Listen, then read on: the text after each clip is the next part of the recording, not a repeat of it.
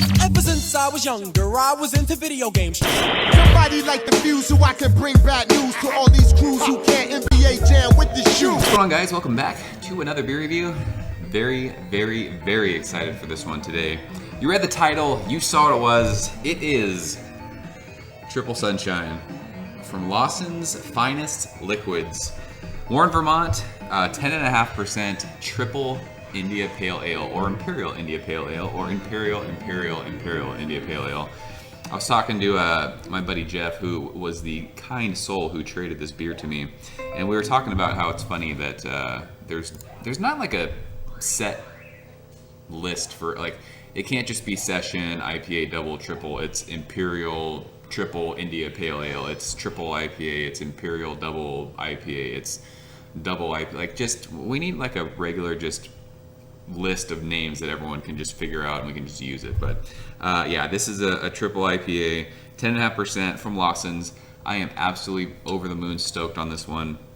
We reviewed Double Sunshine last year. It was, I think, in my top 10 favorite beers of last year. But as you guys know, well, I guess if you're new to this channel, first of all, welcome. I'm not a big triple IPA guy. It's just there's such a fine line between awesome and horrible with triple IPAs. They just, with the alcohol being as high as they are, they're adding all these malts to get the alcohol that high, and it can just, there's so many big double-digit IPAs that are just sweet, syrupy messes for me. So I don't review a whole lot of them. I think I talked about when we did Peril from Lawson's, which was one of my, that beer was amazing. Peril, last year's batches of exponential hoppiness. This year's batches were not good. I mean, they were good, but it was really, really sweet this year. Other halves, all green, everything's good, but I do not review a lot of triple IPAs just because it's not a style that I drink. But I mean, it's Lawson's. Lawson's does not make a bad beer. I love Sip of Sunshine. I love Double Sunshine. I loved Peril. I love Triple Play that we had. We just reviewed that a little while ago. This is, I hate saying it, but it's like a bucket list IPA for me. This actually might be, and I hate saying the word rare, but it might be one of the rarest IPAs I've ever reviewed on this channel. I think they only brew this once or twice a year, and when it gets released, it's a 1-bottle limit. So, yeah, Jeff, thanks so much for sending this. I never thought I'd be able to drink. I never thought I'd get a chance to drink this beer. I was talking to Darwin about it. I think in the Double Sunshine video, we were just chatting back and forth in the comments, and he was talking about just how crazy this beer trades. And it was just, I've mentioned this before too, I don't trade big for hoppy beers just because I don't think, if I'm going to trade big, it's going to be for something that if I want to drink it now, I can drink it now, and if I don't want to, I can just sit on it. So, yes. This is one of those beers. I didn't think I'd ever be drinking it. So lucky me. I do. I feel very, very fortunate today. I'm very excited about this. It's a gloomy day out. It's supposed to rain here in Southern California. So figured we'd get some sunshine in our life. So and this bottle, this little foil thing came right off. So I don't have to worry about trying to rip through that. So I don't know what else to say except for I'm absolutely pumped on this one. So yeah, Jeff, thanks so much. As per all my IPA reviews, this beer has been sitting out for about 35 minutes. I'd say it in all of my videos. Kind of see what you like. I have learned over the last about 6 or 7 months that I don't like IPAs straight out of the fridge anymore. I just don't, and I can smell that already. I think that when they're ice cold, they can be really, really bitter, really harsh, and the longer you let them sit and kind of warm up, and this is not going to focus because it's bright white, the more the flavors and the aromas come out. So with all my IPAs, God Lord, that is just so aromatic. I let them sit out. So give it a try before you hate on it. But yeah, this beer pours, it looks like Double Sunshine. It looks like Sip of Sunshine. It's more of that kind of tangerine, almost like a West Coast style beer. It's slightly hazy, but it's not anything turbid like you see from, the beers we review from Trillium and Treehouse. But there's about a finger of awesome bright white head, just tiny little bubbles. It was pretty pillowy, like fluffy head on that. But there's some good carbonation. I don't know if you guys can see that in the glass, but it looks darker on camera. It always does out here with these bright lights make beers look darker. But it's a cool, like a dark straw, like tangerine-y color. It looks like a West Coast beer in the glass. So, like I said, I could smell that when I opened it. Let's go ahead and shove our nose in it. Wow, that's insane. So, 10.5% usually with beers this high in alcohol, you get a sweet aroma. No matter what, it's always going to be like, it's like a sweet kind of bready thing. This is tropical fruit and citrus juice. This is crazy. And you always know too, when we talk about letting beers warm up, once beers are about room temperature, if they're going to be sweet, the sweetness will come out.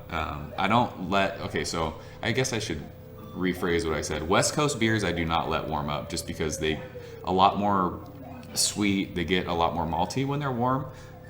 Those, I think, in my opinion, are better cold. East Coast, New England style beers, I let all of them warm up. So sorry for misspeaking. But yeah, if this was going to be sweet and malty, you know, if there was going to be that sweet kind of aroma to it, it would be there right now, and it's not. It is tropical fruits, it is oranges, it's tangerines, it's like mangoes and papayas. There's like a nice dankness underneath all that too. Like a grassy, earthy, dank, like harsh, like herbaceous. It's not like the treehouse herbaceous, it's more like just like smelling hops. Like just hop cones or hop pellets. Pellets, is that a bad thing to say? I don't know. Never mind. But yeah, the aroma on this is insane. It's juicy, it's tropical, it's like Sip of Sunshine, it's like Double Sunshine, it's just like amped up a little bit. Yeah, you're not getting any booze, which is insane. It's almost 11%. Like, I don't know how these guys are hiding the alcohol in this. So yeah, it smells amazing. Let's go and dig in, Jeff. Thank you, sir. Cheers.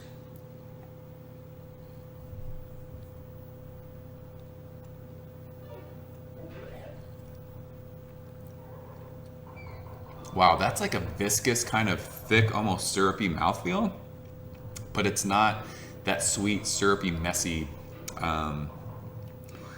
mouthfeel that you'll get sometimes with triple IPAs. That's actually insanely drinkable for 10.5%. Wow. I will say though, just first impressions, first thought, you're not smelling alcohol in the nose, but there is a little bit of warmth back of your tongue and just kind of going down.